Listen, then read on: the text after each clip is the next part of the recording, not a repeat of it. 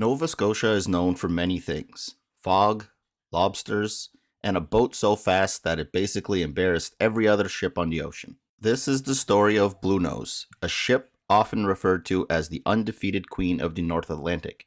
But was she really undefeated? The Bluenose, not you. Oh.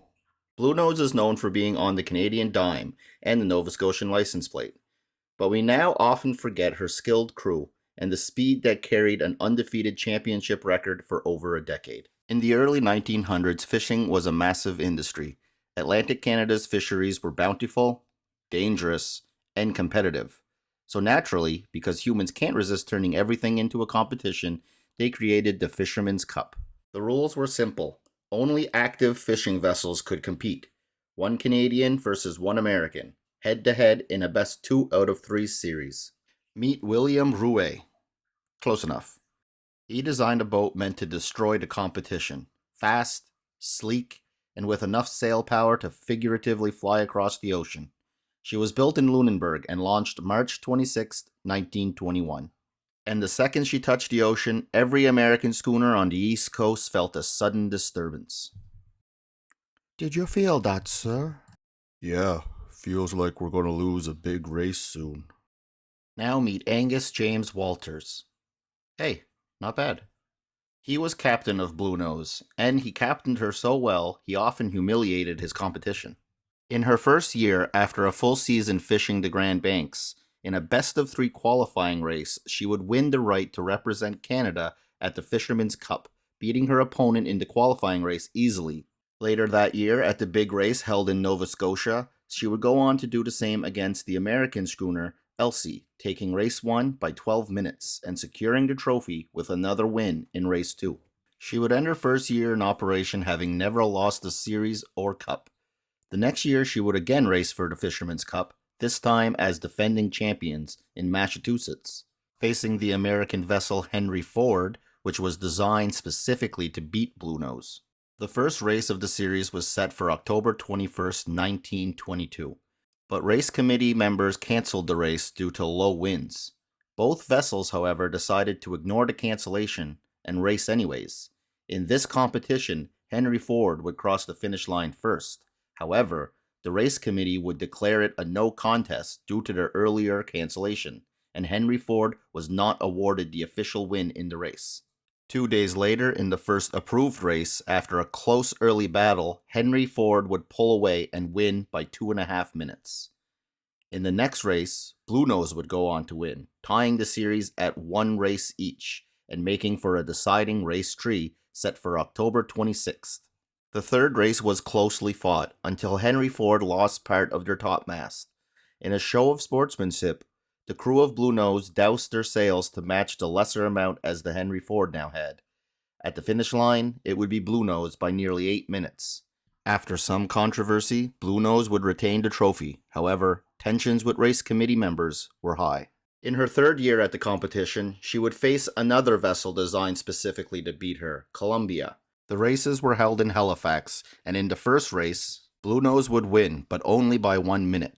In race 2, which was again a closely fought battle, with a crew member of Columbia falling overboard at one point, it would be Bluenose across the line first, this time by nearly 3 minutes. The trophy was awarded to Bluenose's crew. However, Columbia would put in a protest, claiming Bluenose crossed the finish line buoy on the wrong side. It was then declared that Bluenose had broken a rule during the race, and the win was awarded to Columbia, and the trophy taken back from Bluenose, pending a third deciding race. Bluenose would appeal the decision, stating no obvious advantage to crossing the buoy on the wrong side, but the appeal was rejected. In protest, Bluenose withdrew from the race. Organizers, who weren't sure what to do, deemed the championship a tie. The anger over this result would lead to an 8-year hiatus in the tournament being held.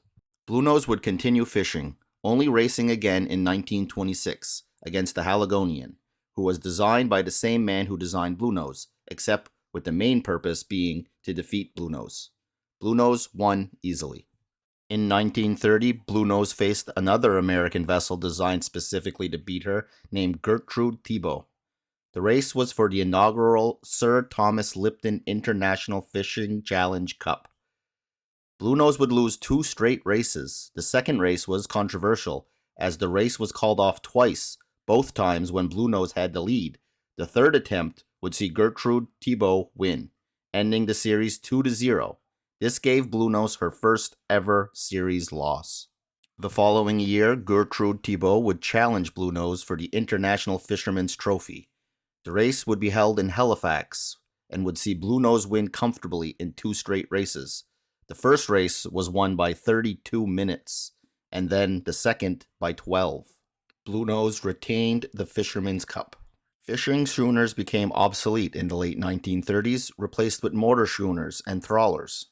In 1936, Bluenose had diesel engines installed and her topmast removed to allow her to remain on the fishing grounds year-round. Oh yeah, in case you forgot, Bluenose was primarily a fishing boat and fished through all of these years. But in 1937, she was once again challenged by Gertrude Thibault for the International Fisherman's Cup. Bluenose had to be refitted with its sailing gear. The series was set to be a best of 5 starting in October of 1938. The 2 boats would split the first 2 races, bringing the championship down to one final race. In the end, Bluenose would win, keeping the cup in Nova Scotia. This would be her last race. Unfortunately, by 1942, Bluenose was no longer profitable on the fishing grounds. She was sold to the West Indies Trading Company and used as a freighter in the Caribbean. With a load of bananas, she struck a reef off of Haiti on January 28, 1946. Wrecked beyond repair, with no loss of life, she was abandoned on the reef. She broke apart and sank. No ceremony, no goodbye tour, just a slow drift away far from home. But Nova Scotians don't let legends die.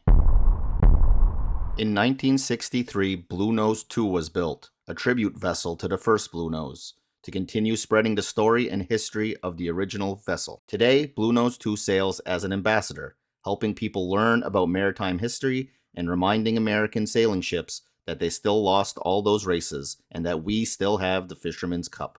Bluenose wasn't just a boat, it was a symbol of perseverance, craftsmanship, and good old-fashioned Nova Scotian stubbornness.